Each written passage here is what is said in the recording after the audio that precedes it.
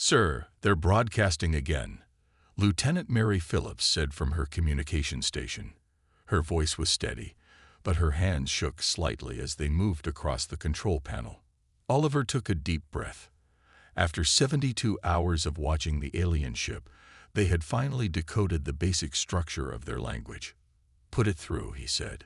The voice that filled the command center spoke perfect English, though it had an odd echo that made everyone's skin crawl.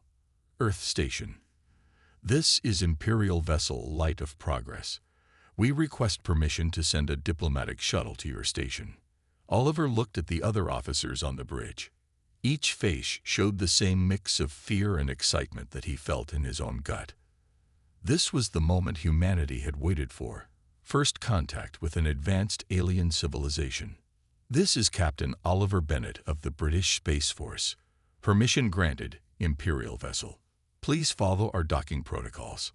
The shuttle that approached their station was elegant and swift, moving with a grace that made Earth's best ships look clumsy in comparison. Through the viewing window, Oliver watched as it smoothly connected to their docking port. The station's security team, led by Sergeant Tom Baker, lined up along the corridor. They had practiced first contact protocols hundreds of times, but nothing could have prepared them for the reality of meeting actual aliens. The airlock cycled, and the inner door slid open. The being that stepped through was tall and elegant, with silvery skin that seemed to shimmer in the station's lights. It wore what looked like flowing robes made of living metal. "I am Diplomatic Envoy First Class of the Galactic Empire," the alien said, its voice the same as the one they had heard over the communication system. "We have been observing your species for some time." Oliver stepped forward. "Welcome to Earth's orbital station. I'm Captain Oliver Bennett." The alien's eyes, 3 of them, arranged in a triangle, studied Oliver with an intensity that made him feel like a bug under a microscope. "Your species is fascinating," it said. "We have never encountered beings quite like you."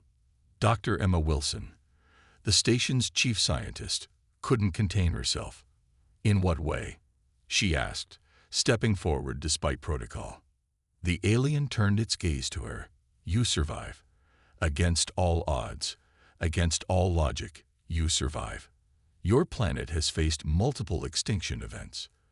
Your species has survived ice ages, plagues, wars with weapons that should have wiped you out. Yet here you stand." Oliver felt a chill run down his spine. Something in the alien's tone didn't sound like admiration. It sounded like assessment. "The Galactic Empire would like to offer Earth membership in our civilization," the alien continued. "We can offer you technologies beyond your imagination. Medicines that could end all human disease, energy sources that would solve your resource problems." "That's a generous offer," Oliver said carefully. "But I'm sure you understand we need to discuss this with our world's governments." "Of course," the alien said. "But we should mention, membership is mandatory. The Empire cannot allow potentially dangerous species to develop independently." The temperature in the room seemed to drop. Oliver's military training screamed that something was very wrong. "Mandatory?" he asked, keeping his voice neutral. "For your own protection, of course," the alien said smoothly. "The galaxy is a dangerous place. Primitive species need guidance." Dr. Wilson stepped closer to Oliver, whispering so quietly he barely heard her. "Captain, their shuttle's energy readings. They're off the charts. Weapons."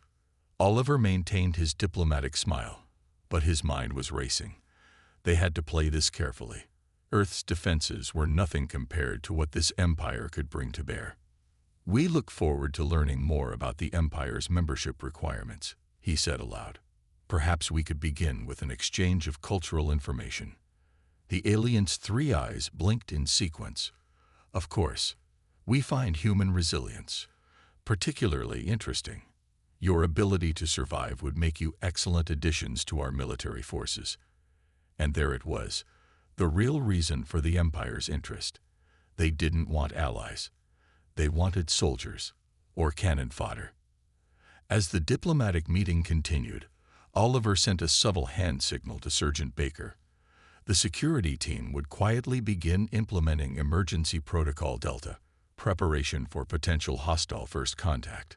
The Empire thought humans were survivors. They had no idea. Humanity hadn't just survived all those disasters by luck. They had learned from each one, adapted, grown stronger. And if the Empire thought they could simply absorb Earth into their civilization without a fight, they were about to learn a very important lesson about human nature. Dr. Eleanor Thompson hadn't slept in 36 hours. Her office at the British Space Force Research Center was covered in holographic displays showing data from the Empire's cultural exchange files. Something wasn't right, and she knew it. "Look at this again, James," she said as Commander James Wilson walked into her office. She pointed to a chart showing the history of other species that had joined the Empire. "See the pattern." James leaned closer, his military uniform crisp despite the late hour. "Show me." Every species listed as a protected race vanishes from the records within 50 years of joining the Empire. Eleanor pulled up more files. The Empire claims they were relocated for their safety, but there's no data about where they went. "How many species?" James asked, his voice tight. 23 in the last 100 years alone." Eleanor rubbed her tired eyes. "And that's not all. Look at these medical files they shared." She switched the display to show complex biological data. "They're not studying us to help us. These are weakness assessments. Disease susceptibility, radiation tolerance, psychological breaking points. They're looking for ways to kill us." James straightened up, his face grim. "We need to tell Command, but we can't let the Empire know we figured this out." "There's more," Eleanor said. She pulled up another file. "The Empire's representatives keep asking about human genetic diversity. They seem confused by it. According to their data, most species they've encountered have very limited genetic variation." "Why does that matter?" "Because it means their extinction protocols are usually simple. One virus, one weapon, one weakness to exploit." Eleanor allowed herself a small smile. "But humans, we're a mess of genetic diversity. What kills one population might not affect another at all." James started pacing, his military training kicking in as he thought through the implications. "So we're harder to wipe out than their usual targets." "Much harder." Eleanor stood up and walked to her window. The Empire's ship was visible in the night sky, a bright point of light that now seemed more menacing than wonderful. "But they'll try anyway. They always do." At that moment, Eleanor's computer chimed.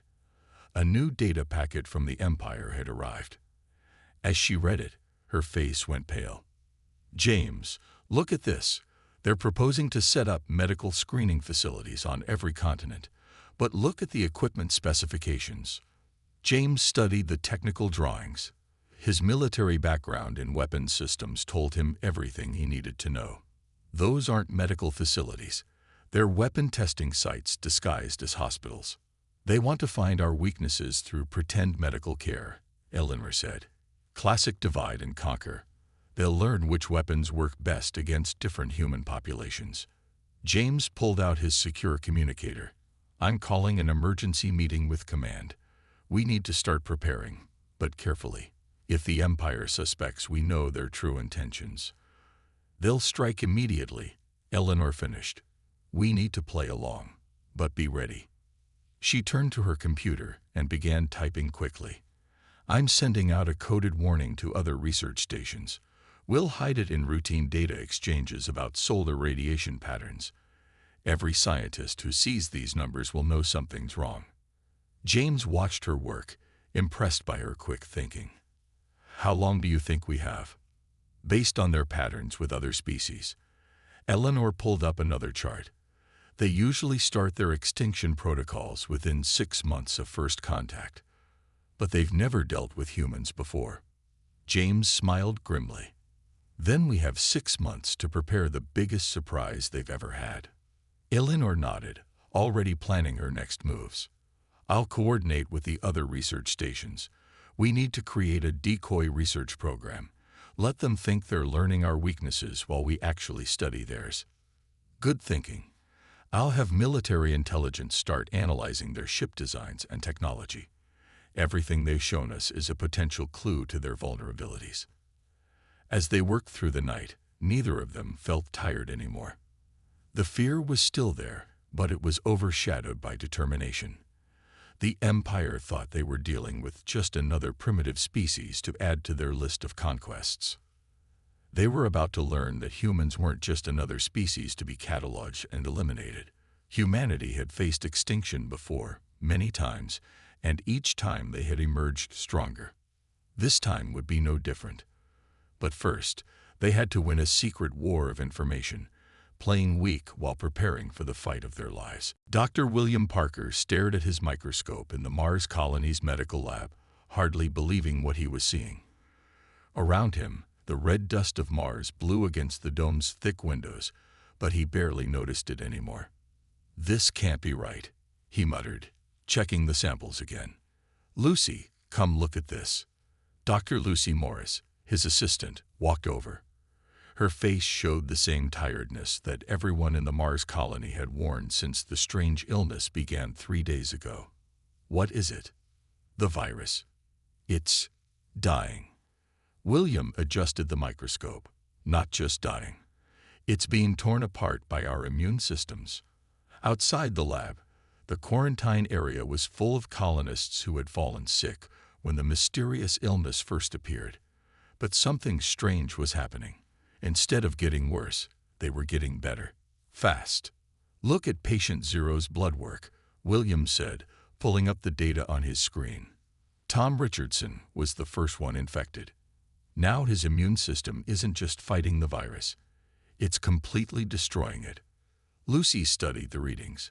"This isn't a natural virus, is it?" "No." William's voice was grim. "This is engineered. Very well engineered. It was designed to target human DNA." He paused. "This is it. The Empire's first attempt to kill us." The door to the lab opened, and Colonel Robert Green walked in. As head of Mars Colony Security, he had been waiting for this moment. "You're sure?" William nodded. "The virus matches some of the research patterns Dr. Thompson warned us about from Earth, but something went wrong with their plan." He smiled. "We're too messy." "Explain that in simple terms," Robert said, pulling out his secure communicator. "Human DNA is very diverse. We have lots of small differences between populations, between individuals." William pointed to his screen. "This virus was designed to attack specific DNA patterns. But humans, we have too many variations. Some of us got sick, yes, but others were naturally immune. And those who did get sick." He pulled up more data. Their immune systems adapted. Faster than the Empire probably thought possible. "We're not just recovering. We're becoming immune to their weapon." Lucy looked up from another set of samples.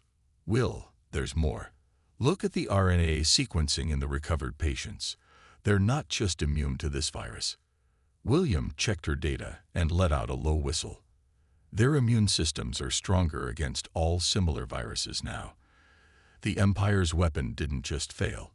It made us stronger." Robert was already sending encrypted messages to Earth. "How many colonists are still sick?" "Numbers are dropping every hour," Lucy said, checking the medical logs. "Out of the 2,000 colonists, only about 50 are still showing symptoms. And those symptoms are getting milder." William looked out the window at the red Martian landscape. "You know what this means. They'll try something else next. This was just their first attempt." "Let them try," Robert said, his voice firm. "Every attack teaches us more about their methods, and Earth is tracking their every move." Just then, William's computer beeped with an incoming message from Earth. Dr. Eleanor Thompson's face appeared on the screen. "William, we got your data," she said. "It matches what we expected. The Empire's ships have moved to their secondary positions. They thought this attack would take at least 2 weeks to show full effects." "They didn't expect us to recover in 3 days," William said with a grim smile. "Exactly. Their weapons are based on their experience with other species. more predictable, less adaptable species. Eleanor looked excited despite her obvious tiredness. Every failure teaches us more about their technology, their thinking, their weaknesses. Robert leaned into the camera view. What's our next move? Keep pretending to be concerned about the virus, Eleanor said. Let them think it's still spreading. We need them to think this attack is working longer than it really did. It will give us more time to prepare for their next attempt. As they discussed plans, William looked at his latest test results again. The Empire had tried to use human diversity against them, targeting their genes. Instead, that same diversity had become their shield. He wondered what the Empire would try next. But for the first time since they discovered the Empire's true intentions, he felt real hope. Humanity wasn't just surviving this attack. They were learning from it, adapting, becoming stronger. The Empire had just learned their first lesson about humans. What doesn't kill them really does make them stronger. Major Victoria Russell walked through the underground command center beneath London, her footsteps echoing off the thick concrete walls. The facility had been built in secret over the last 3 months, funded under the cover of subway maintenance work. Status report, she called out as she entered the main control room. The massive screens on the walls showed the positions of Empire ships in orbit. Ma'am, Lieutenant Peter Brooks looked up from his station. The Empire's ships are moving again. They're positioning themselves over major population centers. Victoria nodded. After their failed virus attack on Mars, the Empire had been quiet for 2 weeks. Too quiet. They're ready for their second attempt. What's their weapon this time? Radiation, said Dr. Jack Thompson, walking in with a tablet in his hand. Our spies in their medical facilities confirmed it. They're planning to hit us with focused radiation beams from orbit. Victoria allowed herself a small smile. They still don't understand us, do they? No, they don't, Jack agreed. They don't know about Chernobyl, about Hiroshima, about all the nuclear tests. They have no idea that humans have been dealing with radiation for generations. The door opened again, and Professor Alice Bennett hurried in. The radiation shields are ready, she announced. We've hidden them inside normal buildings in every major city. The Empire thinks they're just air conditioning units. Perfect. Victoria turned to the main screen, and our other preparations. The public warning system is disguised as a weather alert app, Peter said. The moment the Empire starts their attack, everyone will know to get to the shielded areas. Victoria checked her watch. According to their intelligence, the Empire would attack at dawn. They thought they were being clever, striking when most people would be asleep. Send the weather warning now, she ordered. Code yellow. Chance of morning storms. Across Britain, millions of phones buzzed with the alert. Similar warnings went out in other countries, each disguised as local weather news. The human resistance was global now, working together while pretending to be divided. Empire ships are powering up their weapons, Peter reported. Victoria pressed a button on her console. All stations. This is control. Begin Operation Cockroach. They had named the operation after one of Earth's most radiation-resistant creatures. The Empire was about to learn that humans could be just as hard to kill. The first radiation beams struck at exactly 6:00 a.m. London time. They hit empty streets. Most humans were already safely in shielded buildings, following their weather alerts. Radiation levels are within expected range, Jack reported, watching his instruments. The shields are holding. Victoria watched the Empire ships on the main screen. They're increasing power, just as we expected. The Empire ships glowed brighter, pouring more radiation onto Earth's cities. They were using enough power to kill most species they had encountered before. But humans weren't like other species. Shield status, Victoria asked. Holding steady, Alice replied. The new materials we developed are working perfectly. And she smiled. We're collecting the radiation, converting it to power, just like we planned. That was the beauty of Operation Cockroach. Every bit of radiation the Empire poured down was being captured and stored. They weren't just surviving the attack. They were turning it into a power source. Hours passed. The Empire ships kept firing, using more and more power. They couldn't understand why their sensors showed humans still moving around, still alive. "They're starting to reduce power," Peter reported finally. "Their weapons must be running low." Victoria nodded. "Send the signal." Across Earth, people began emerging from the shielded buildings. They walked the streets normally, showing no signs of radiation sickness.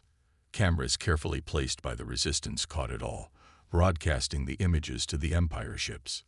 "Their sensors must be going crazy," Jack said with a laugh. "By their calculations, we should all be dead." Victoria looked at the power readings from their radiation collectors. They had captured enough energy to power several cities for months. The Empire's attack had just solved some of Earth's energy problems. "Send the coded message to all Resistance cells," she ordered. "Operation Cockroach successful. Begin Phase 2 preparations." As her orders went out, Victoria thought about the Empire's confusion. They had just unleashed enough radiation to kill any species they had encountered before, and humans had turned it into a power source. What would they try next? Whatever it was, humanity would be ready. They weren't just resisting anymore. They were turning every attack into an advantage. Professor Henry Matthews stood in his office at Oxford University, surrounded by ancient DNA samples. His desk was covered with reports about human survival through history. For 3 days, he hadn't left his office, trying to solve a puzzle that could save humanity. "Professor," his assistant, David Brown, knocked on the door. "You need to see this. The results from the Ice Age DNA testing are back." Henry looked up from his work, his eyes bright with excitement. "Show me." David handed him a tablet. On the screen were test results from human bones found in ice, dating back thousands of years. Next to them were modern human DNA samples. "Look at the survival markers," Henry said, pointing to the screen. "They're the same ones we see today. The ones that helped us survive the Empire's virus attack." The door opened again, and Dr. Emma Wilson from the British Space Force walked in. "Tell me you found something useful," she said. "The Empire's ships are moving again." Henry smiled. "Better than useful. I think I've found out why none of their weapons work properly against us." He pointed to his wall of data. "We're not just survivors. We're professional survivors." "Explain," Emma said, pulling up a chair. "Look at Earth's history," Henry said, touching a screen to show a timeline. "Every few thousand years, something tries to kill us. Ice ages, volcanoes, diseases, natural disasters. Each time, some humans survive." "We know this," Emma said. "What's new?" "What's new is how we survived." Henry pulled up more DNA data. "Each disaster changed us. The humans who survived passed on their survival traits. But here's the clever bit. We didn't all change the same way." David nodded, understanding. Different groups of humans survived different disasters in different ways. "Exactly," Henry said. "Some got better at handling cold. Others got better at fighting diseases. Others adapted to different foods or environments. And then these groups met and had children together." Emma leaned forward. "So we're not just diverse. We're diverse in our survival abilities." "Yes," Henry said. "The Empire's weapons are based on what worked against other species. But those species each had one way of surviving. Humans, we have thousands of survival tricks in our DNA." He pulled up the Empire's data they had stolen. "Look at their failed attacks. The virus failed because we have too many different immune responses. The radiation failed because some humans are naturally more resistant, and we learned from our own nuclear accidents. And we kept their attack records," David added. "The Empire doesn't know, but their weapons taught us more about ourselves." Emma was already sending messages on her secure communicator. "The Empire's next attack is going to be psychological. They think they can break our minds if they can't break our bodies." Henry laughed. "They really don't understand humans at all, do they? Show me a human problem, and I'll show you a human who treats it as a challenge." Just then, Emma's communicator beeped. The Empire had started broadcasting strange signals toward Earth, signals designed to cause fear, confusion, and panic in other species they had conquered. "They're trying to break our minds," Emma said, checking the readings. But they based their signals on their other victims, species that all thought the same way. Henry walked to his window, looking at the evening sky, where the Empire's ships hung like new stars. "Humans don't all think the same way. We have different cultures, different ways of seeing the world. Their signal might scare some people, but others won't even notice it. And once we understand it, we can use it against them," David finished. Emma was already sending more messages. "I'm telling command. If they want to play mind games, they'll learn that humans wrote the book on psychological warfare." Henry looked at his wall of data again, at the long story of human survival it told. Every disaster in history had tried to kill humanity. Each one had failed, and each failure had made humans stronger, smarter, more adaptable. The Empire didn't realize it yet, but they weren't fighting a single species. They were fighting the combined survival skills of every human who had ever lived, who had faced death and said, "Not today." Admiral George Harrison stood on the bridge of the HMS Defiant, Earth's first warship built with Empire technology. They had learned a lot from studying the Empire's failed attacks. Now it was time to use that knowledge. "All ships report ready, sir," said Commander Beth Porter, looking at her display. Around the Defiant, 20 other ships waited in the shadow of Mars. Each one was built in secret, using power collected from the Empire's radiation attack. "The Empire still thinks we're primitive," George said, watching the enemy ships on his screen. "They don't know we copied their technology. They don't know we improved it." Beth smiled. "They're about to find out." The Empire's psychological attack had failed just like their others. Instead of breaking human minds, it had given Earth scientists a chance to study their communication technology. Now they knew how Empire ships talked to each other. "Launch Operation Trojan," George ordered. Beth pressed a button on her console. A signal went out from the Earth ships, copied perfectly from Empire communications. To the Empire's ships, it looked like a normal status update from their own fleet. But hidden in the signal was a computer virus. Humans had been fighting computer viruses since they invented computers. The Empire had no idea what was coming. "Signal received by all Empire ships," Beth reported. "Starting countdown." George watched the Empire fleet on his screen. They had no idea that humans had turned their own communication system into a weapon, just like they had turned the radiation attack into a power source. "Empire ships are reporting system problems," Beth said. "Their weapons are shutting down. Life support is still working, but everything else is failing." That was important. Humans didn't want to kill the Empire crews. They just wanted to show them they weren't helpless. "Launch Phase 2, George ordered. The Earth ships came out from behind Mars, their engines glowing. They were smaller than Empire ships, but faster. Humans had learned to build things that worked better, not just bigger. "Playing the message on all channels," Beth said. George's recorded voice boomed out to all the ships, Earth and Empire alike. "Attention Empire vessels. Your weapons and engines are now under our control. You have seen that your weapons cannot kill us. Now you will see that we can do more than just survive." The Empire ships floated helpless in space as the Earth fleet surrounded them. Their crews watched in shock as their mighty ships were shut down by the primitives they had tried to destroy. "Message from Empire command ship," Beth reported. "They're asking how we did this." George smiled. "Tell them it's simple. Every time they tried to kill us, we learned. Every weapon they used taught us about their technology. And humans are very good at learning from their enemies."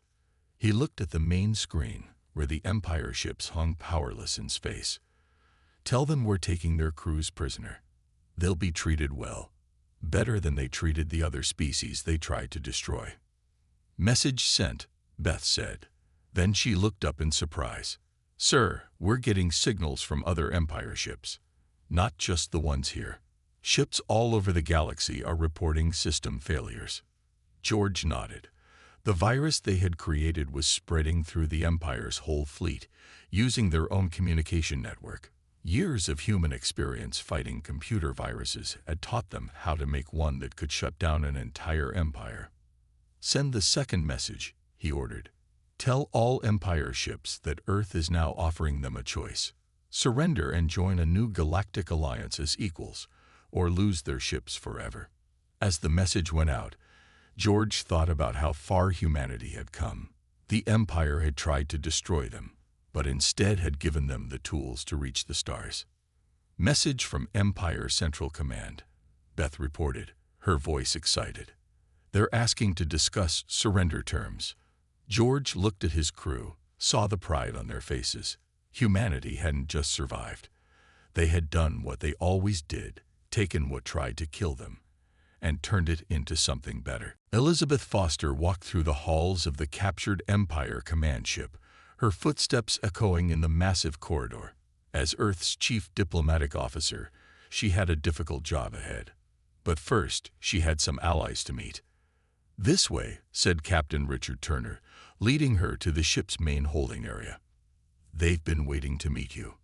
Inside the vast chamber were representatives from 15 different alien species. All of them had been protected races of the Empire. All of them had nearly been wiped out. "Welcome," Elizabeth said, looking at the gathered aliens. Some had scales, others fur. Some had multiple arms or eyes. But all of them shared one thing. They had survived. "Earth wants to help you take back your freedom." A tall, blue-skinned alien stepped forward. "I am Speaker 12 of the Aldari people. We watched what your people did. You didn't just survive the Empire's attacks. You beat them at their own game." Elizabeth nodded.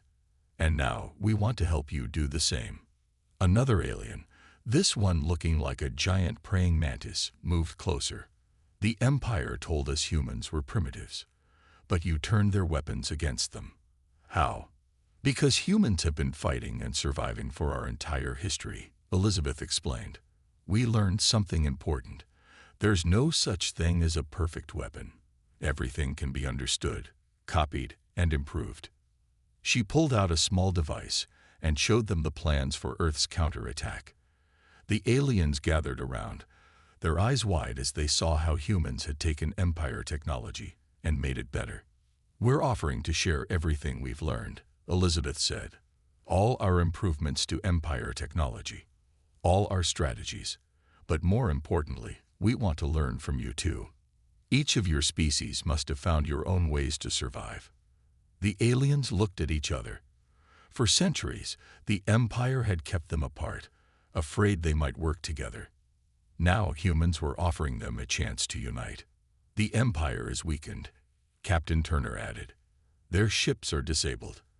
Their weapons don't work. Now is the time to take back your worlds." Speaker 12 touched the device with one of his 4 hands. "You would help us, even though you've already won your freedom." Elizabeth smiled. "Humans have learned another lesson from our history. True victory isn't just about surviving. It's about making sure nobody can threaten you again. And the best way to do that is to have strong allies." That was when the chamber erupted in noise.